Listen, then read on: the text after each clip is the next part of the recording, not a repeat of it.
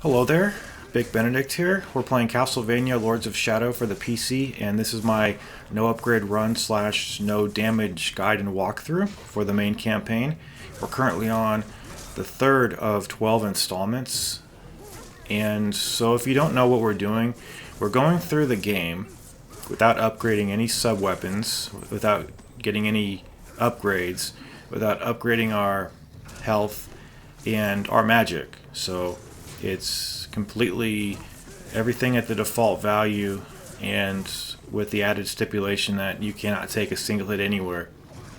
So this chapter really gave me some hard times because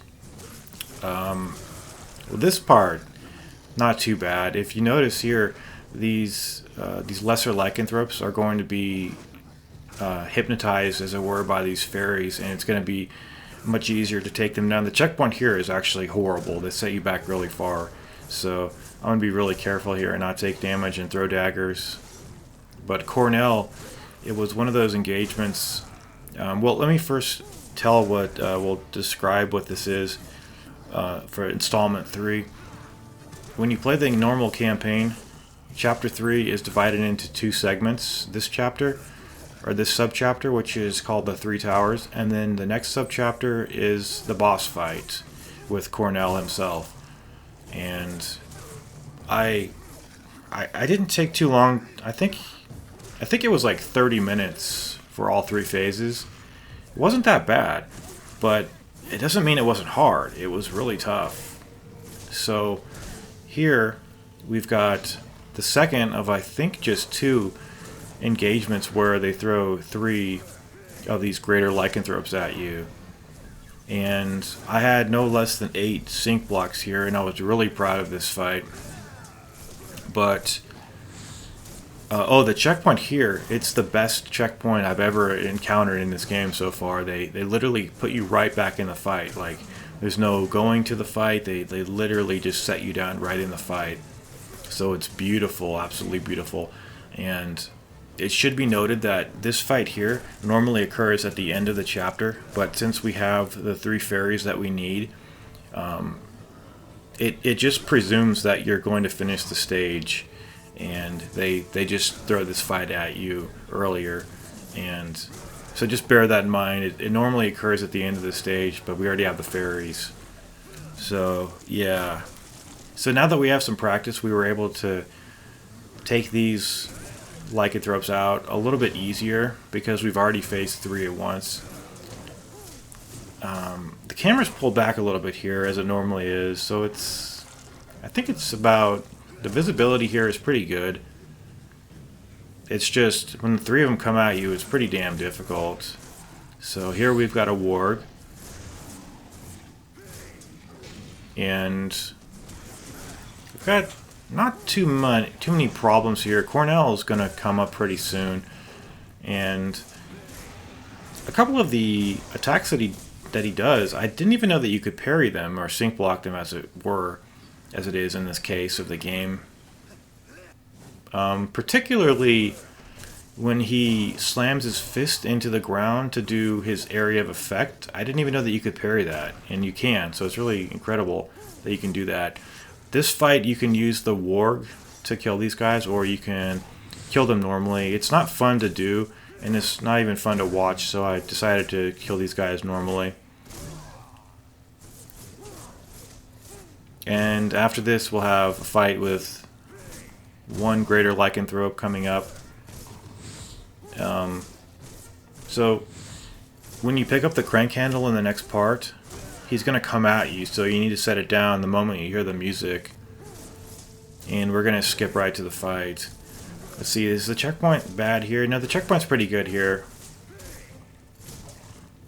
But the Cornell fight didn't take me too long.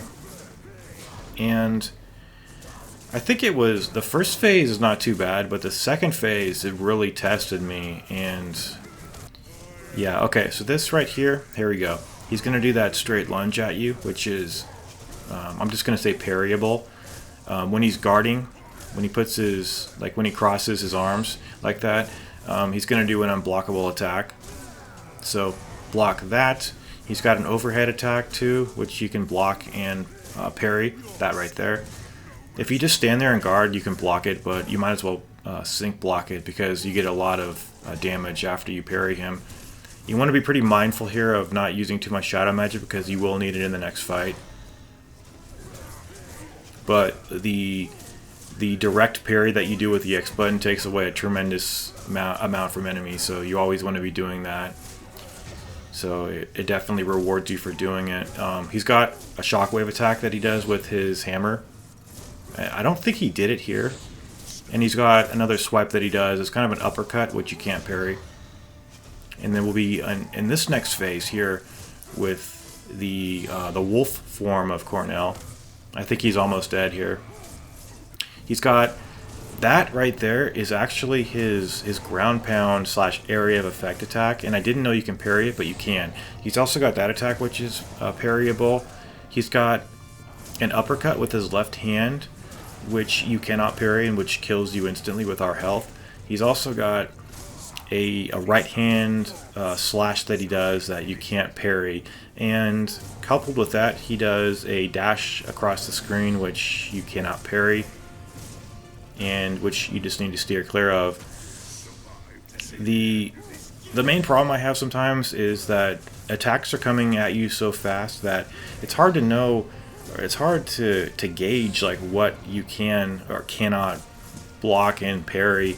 I think that's one of the main issues here, but this is just an incredibly difficult fight because he's so fast and he doesn't really telegraph his attacks too openly either. He just does them really suddenly. So it's just, you've got to do a lot of practice here. And for the next phase, I didn't have any shadow magic to use on the totem poles, so what I had to do was just run around and normally and avoid his shockwave attacks. And what happens on these totems here is that you can crush them really easily at first, but they start to have a lot more like hit points to them as you progress. So you notice that when you smash a totem, he gets stunned, so that's a great opportunity to run away from him and smash more. And then as you finish these up, you're going to want to, if you don't smash one completely, just go away from the other one and just continue smashing the other one and just kind of go back and forth. But that's hard, really hard fight. I didn't know if I could do it, but I finally was able to.